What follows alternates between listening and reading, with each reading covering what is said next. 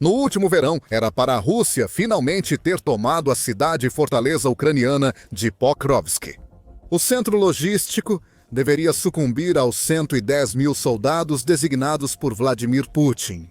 Uma ofensiva que faria a Ucrânia desmoronar, Pokrovsk seria da Rússia, e o restante de Donetsk viria depois. Agora, no final de setembro, sabemos que Pokrovsk ainda resiste. E embora isso já seja ruim o suficiente para a Rússia, o que está acontecendo com um número cada vez menor de tropas em uma estação perto de Pokrovsk é ainda pior. A Ucrânia encurralou milhares de tropas russas em uma zona de morte em Pokrovsk, da qual não há escapatória. Em 25 de setembro, a Euromaidan Press relatou que tropas russas em Pokrovsk ficaram encurraladas. Isso deixou milhares de soldados de Putin isolados da principal força russa em Pokrovsk. A Ucrânia completou o cerco ao cortar uma saliência russa com operações terrestres e uso estratégico de drones. Os primeiros recuperam território dos russos encurralados, forçando-os a se aprofundar mais no caldeirão. Eles criam zonas de morte que os soldados encurralados precisam atravessar para escapar do caldeirão. Como esperado, poucos soldados russos sobrevivem a essas fugas suicidas. A história se passa em Dobropilia, perto de Pokrovsk, onde as forças ucranianas pressionam, segundo o Euromaidan Press. Soldados ucranianos destroem as linhas ofensivas russas e fecham brechas, forçando tropas de Putin a agir em grupos isolados. Isso criou um grande bolsão de forças russas. O grupo agora tenta se defender de centenas de drones ucranianos e de operativos em terra que cercaram os soldados russos no chamado caldeirão. O presidente ucraniano Volodymyr Zelensky destacou o sucesso da operação de Dobropilia em 19 de setembro. Detalharemos os comentários de Zelensky mais adiante. Por ora, saiba disso. O The Guardian relata que o presidente da Ucrânia disse que suas forças recuperaram cerca de 160 quilômetros quadrados nos arredores de Dobropilia. Zelensky considera um sucesso importante. A Rússia, como de costume após perdas em batalha, ainda não comentou sobre a situação em Dobropilia. É mais fácil ignorar a situação e esperar que ninguém note os fracassos da Rússia do que admitir que ela está perdendo o pouco território conquistado na ofensiva de verão fracassada. O tempo está acabando para os soldados russos presos em Dobropilia, segundo a Euromaidan Press. Mas eles não são os únicos russos em apuros. Em Pankivka, vila do setor de Dobropilia, as forças de Putin tentam, sem sucesso, conter o avanço ucraniano.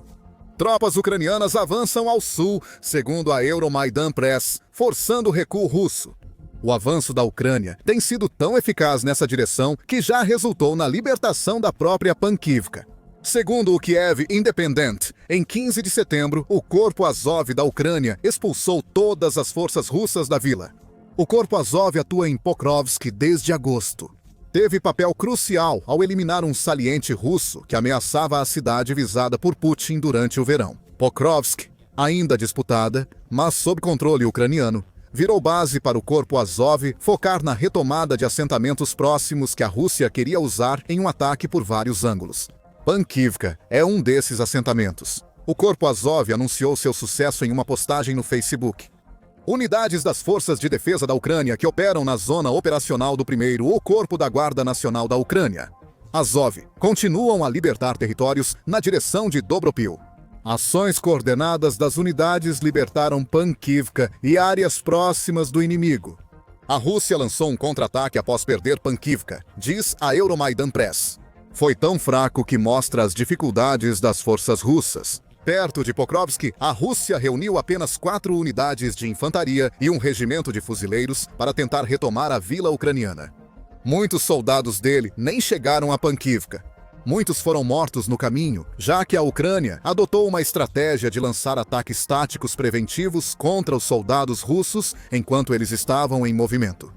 Imagens da RFU News no YouTube mostram toda a história. A Rússia tentou enviar 10 soldados em direção a Pankivka, provavelmente uma das 4 unidades de infantaria, para atacar o vilarejo. Esses 10 soldados não chegaram. O mesmo enxame de drones que encurrala soldados em Dobropilia atacou os 10 combatentes indo para Pankivka. O resultado foi um massacre. Os drones ucranianos eliminaram rapidamente a pequena unidade russa, sem chance de rendição para a maioria. Ao final, 9 dos 10 russos morreram. Só um sobreviveu ao ataque dos drones. Tempo apenas para se render aos defensores da Ucrânia. Essa é a essência da contraofensiva russa em Pankivka. Imagens da RFU News mostram as consequências das tentativas de um grupo de assalto russo de moto ao atravessar enxames de drones ucranianos. Segundo o Business Insider, em maio, a Rússia passou a usar motocicletas na frente de tanques e blindados em pequenos ataques devido aos drones da Ucrânia. O veículo cita o Instituto para o Estudo da Guerra, que afirma que o aumento do uso de motocicletas pela Rússia é uma adaptação, em reação aos ataques de drones ucranianos e às grandes perdas de blindados russos no fim de 2023 e em 2024. A ironia aqui é que os soldados russos de moto que tentavam retomar Pankivka deveriam ser mais capazes de evitar drones do que as unidades mecanizadas mais pesadas. A Ucrânia mostrou que isso estava errado. Os soldados russos em motos foram abatidos quase tão facilmente quanto a unidade de 10 citada antes. Segundo a Euromaidan Press, o grupo de motociclistas não chegou a Pankivka. Ele foi destruído antes de chegar à vila, sem conseguir entrar no caldeirão de Dobropilha e ajudar os soldados russos. Os defensores ucranianos cercaram, mostrando o gênio da estratégia de Dobropilha. Não se trata apenas de um caldeirão, onde forças russas estão escondidas, esperando que a Ucrânia se retire. As forças ucranianas que criaram o caldeirão também estão muito cientes de que ataques virão de fora. Eles se defendem desses ataques antes mesmo de romper a linha ucraniana. Não haverá brechas no caldeirão. Os ataques da Rússia são muito fracos, e a Ucrânia, provavelmente graças ao seu enorme número de drones, sabe quais movimentos a Rússia está tentando fazer. Assim que a Rússia age, a Ucrânia reage com força e rapidez. O apoio aos presos em Dobropilha é eliminado antes de ter impacto positivo para a Rússia. A Rússia tentou, sem sucesso, enviar uma van de suprimentos para apoiar suas tropas exaustas em direção a Pankivka. Essa van teve o mesmo destino das tropas de motocicleta e da unidade de 10. Foi alcançada pela Ucrânia no caminho. A Euromaidan Press explica o que ocorreu depois. Uma van de suprimentos foi atingida e explodiu em uma bola de fogo com as munições, armas e suprimentos. A Rússia não perdeu apenas os soldados que estavam dirigindo e possivelmente viajando na van nesse ataque. Ela perdeu suprimentos, o que novamente se encaixa no que estávamos falando antes. Sem apoio, tropas russas cercadas em Dobropilha recebem suprimentos da Rússia, especialmente para as que deveriam contra-atacar em Pankivka. Apesar das tentativas de reabastecimento da Rússia, os novos suprimentos não chegam. Então, os soldados presos no caldeirão estão vendo seus números diminuírem, enquanto os suprimentos de que precisam para se sustentar e se defender desaparecem gradualmente no ar. A Ucrânia encurralou esses soldados. Eles não vão fugir.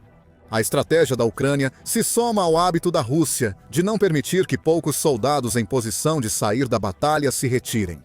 Criou o que a Euromaidan Press chama de zona cinzenta letal, agravando-se em outras áreas perto de Dobropilha. O caldeirão sobre o qual falamos até agora é o terceiro que se formou no setor nas últimas semanas. Há outros 2, ambos criados pela mesma abordagem ucraniana. Fechar a brecha explorada pelos russos ao cercar os soldados e usar drones para evitar fugas. A pequena faixa de terra que fica entre os assentamentos de Rizina e Bojkivka oferece o exemplo perfeito. Drones ucranianos tornaram essa área uma zona cinzenta letal. Imprensa Euromaidan em destaque. Drones vigiam toda a área. Qualquer movimento de soldado russo é rapidamente detectado. Os drones se aproximam. E o russo tem que correr de volta para a cobertura ou ser aniquilado. Enquanto isso, os drones monitoram e eliminam reforços e comboios de reabastecimento, criando uma zona de ninguém. O chefe de gabinete do Corpo Azov provavelmente é quem melhor pode explicar o que a Ucrânia faz em Dobropilha agora. Em 25 de setembro, o Times publicou entrevista com o tenente-coronel Lemko, provavelmente um pseudônimo. Lemko abriu um grande mapa digital que mostra em tempo real o que ocorre em Pokrovsk e arredores, antes de explicar o que os repórteres do Times viam. Aqui, nós os cortamos. Eles estão cercados, disse Lemko, ao apontar os 3 caldeirões criados pela Ucrânia em Dobropilha. Eles podem durar um mês antes de morrer, se render ou recuar. Somos 40 mil contra mais de 10 mil russos. Vencemos com defesa ágil e decisões rápidas e de qualidade. Outro ponto a destacar. Na introdução do vídeo, dissemos que Putin reuniu 110 mil soldados para a ofensiva de verão contra Pokrovsk. Aqui vemos a abordagem russa em ação, buscar números muito maiores do que a Ucrânia. Com mais soldados, a Rússia suporta milhares de baixas e mantém tropas para ataques de infantaria, visando desgastar o moral da Ucrânia e esgotar sua munição. A Ucrânia enfrentar esse tipo de ataque de frente leva a milhares de baixas russas, mas também favorece Putin. O líder da Rússia não se importa com quantos de seus soldados virem bucha de canhão, desde que as defesas da Ucrânia sejam rompidas. O que o Corpo Azov fez foi encontrar uma maneira de isolar grupos de soldados russos para que possam ser eliminados. Tudo isso até a chegada de suprimentos e reforços. É um jogo de tática contra a força de trabalho. Se Dobropilha for um indicativo, as táticas ucranianas prevalecem. Essas táticas surgiram com o Corpo Azov impondo ordem às tropas ucranianas, explica Lemko. Havia caos total. Ninguém sabia onde estavam nossas posições. Onde estava o inimigo? Não havia segunda ou terceira linha de defesa, diz Lemko. Então, durante a primeira semana, estávamos reunindo toda a inteligência, todas as informações sobre o que estava acontecendo no campo de batalha para ter uma visão precisa da situação. A informação acabou sendo o que era necessário para superar os enormes números da Rússia em Pokrovsk. Dias após a chegada do Corpo Azov, a Ucrânia deixou de perder território e iniciou contra-ataques. Agora, estamos vendo o impacto das suas táticas em setembro, à medida que as reconquistas de território continuam. A estratégia da Rússia de usar mão de obra para suprir a falta de NAS tático está fracassando. O destino dos soldados presos nos caldeirões da Ucrânia parece sombrio. Lemko esclarece que esses soldados só podem se render ou morrer. A Euromaidan Press acrescenta, citando o coronel Valentin Manko, chefe das tropas de assalto da Ucrânia. O comando confirmou que soldados russos em Dobropilha ficaram sem apoio. Por 3 semanas, drones ainda sobrevoam em enxames, criando as zonas cinzentas letais que mencionamos anteriormente. A Ucrânia continua a apertar os círculos que está formando ao redor dos bolsões de soldados russos, deixando cada vez menos possíveis rotas de fuga. Com menos rotas, é possível trazer a artilharia para o jogo. Cada entrada e saída dos caldeirões está coberta por poder de fogo explosivo, tornando praticamente impossível que alguém entre ou saia sem que a Ucrânia saiba. Para os soldados presos nos caldeirões, 3 semanas já é muito. Quanto tempo até que essas tropas fiquem desesperadas? Eles ficarão sem comida e os suprimentos médicos quase acabando. Como o Lemko diz, eles só podem morrer, se render ou recuar, e esses soldados já viram morte demais. No vídeo, dissemos que voltaríamos aos números que Zelensky compartilhou sobre Dobropilha e a região de Pokrovsk. Em 19 de setembro, a Army Technology confirmou que a Ucrânia libertou 160 km² nas regiões de Dobropilha e Pokrovsk, como afirmou Zelensky. Acrescenta que, desde a contra-ofensiva russa com o Corpo de Azov, as perdas russas em Pokrovsk somam cerca de 2.500. Dessas 2.500 baixas, 1.300 soldados russos foram mortos. Zelensky afirmou que os combates são intensos, mas causaram grandes perdas aos russos. Zelensky divulgou essas informações em uma visita simbólica a Dobropilha, segundo a Euromaidan Press. Zelensky encontrou soldados, entregou condecorações e recebeu informes. Ele também revelou ainda mais números, observando que a Ucrânia já limpou mais 170 km², ou 656 milhas quadradas, além dos 160 km² que foram totalmente libertados. Limpar não significa libertar neste contexto. Então, a Ucrânia ainda tem trabalho a fazer para consolidar esses ganhos potenciais. Segundo Zelensky, as forças de Pokrovsk libertaram 7 assentamentos e limparam outros 9 desde meados de agosto. E à medida que o cerco se fecha sobre as tropas russas presas no caldeirão da Ucrânia, é provável que todos esses números aumentem. Segundo a Euromaidan Press, falta de munição, problemas logísticos e reservas esgotadas impediram as tropas russas de consolidar ou manter suas posições. O resultado é mais território recuperado pela Ucrânia e mais soldados russos isolados sendo deixados para morrer. Isso nos leva à pergunta: o que vem depois para Pokrovsk? A ofensiva de verão da Rússia fracassou, pois Pokrovsk ainda resiste. Com o avanço do outono, a Rússia perde os ganhos obtidos ao redor desta cidade vital. A Rússia planejava cercar Pokrovsk capturando assentamentos próximos, como em Dobropilha. A Rússia atacaria de vários lados, mas agora suas tropas é que estão cercadas. Mas isso não quer dizer que a Rússia desistirá de Pokrovsk. Como informou a Ucrânia Inform, em 15 de setembro, a Rússia estaria supostamente enviando algumas de suas unidades de elite para virar o jogo em Pokrovsk. Incluem as 40ª e 155ª Brigadas de Fuzileiros Navais da Rússia, Brigadas de Assalto Aerotransportadas e o 70º Regimento de Fuzileiros Motorizados. Isso mostra que a Rússia quer lançar uma ofensiva no outono, mas ainda não teve sucesso. Quão eficaz essa suposta ofensiva será no final das contas ainda é motivo de debate.